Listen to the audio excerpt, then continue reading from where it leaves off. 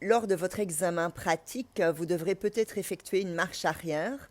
La marche arrière devra être d'environ 10 mètres de long. 10 mètres, c'est à peine plus que la longueur de 2 voitures. À nouveau, cette manœuvre est vraiment très facile. Les échecs sont principalement dus au manque de recherche d'informations, au manque de communication et au fait de ne pas céder le passage. Donc pendant l'examen, votre examinateur vous dira faites marche arrière dans cette rue. La première chose à faire, c'est toujours vérifier est-ce qu'il y a de la circulation qui nous suit. Qu'il y ait des gens ou pas, on va mettre le clignotant à droite pour communiquer aux autres qu'on va s'arrêter le long de la chaussée. À ce moment-là, la communication est passée, les véhicules qui vous suivent vont directement vous dépasser.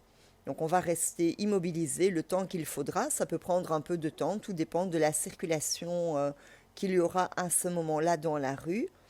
À partir du moment où la rue est libre, donc il n'y a pas de véhicule qui arrive à l'arrière, mais il n'y a pas non plus de véhicule qui arrive à l'avant, vous enclenchez votre marche arrière et vous reculez sur 10 mètres le long du trottoir, le long des voitures en stationnement, le long de l'accotement, bref, là où vous vous êtes immobilisé.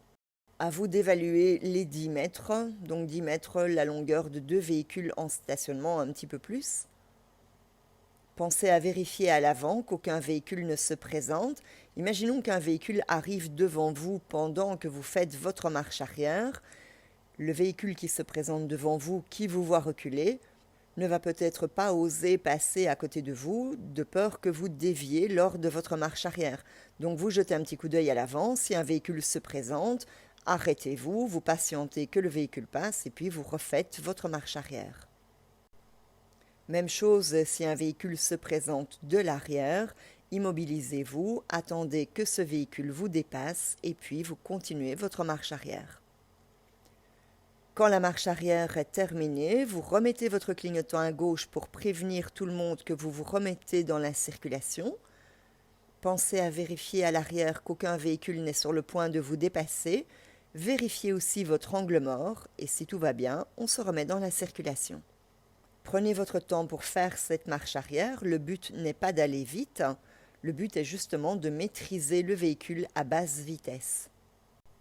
Dans le cas où vous déviez, n'hésitez pas à vous immobiliser, vous repartez un petit peu en marche avant, vous remettez le véhicule bien droit et vous entamez à nouveau votre marche arrière.